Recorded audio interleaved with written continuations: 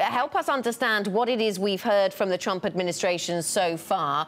There's been talk of broadening sanctions, but exactly against whom and covering what? Help us understand that, Alex. The options remain bad for the Trump administration.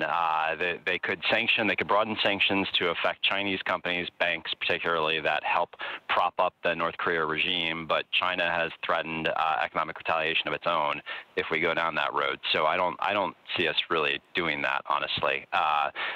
Trump has also threatened to simply cut off trade with any country that trades with North Korea. I don't see that happening either. He's made threats like that before and then hasn't followed through. And the military options, of course, are almost unfathomable. They all seem to invariably lead to the destruction of Seoul. So I don't see any good response here for the U.S. No good response. I mean, you mentioned the conversation about trade with China. Of course, this comes back to cutting off trade with countries that continue to do business with North Korea. That includes China, of course.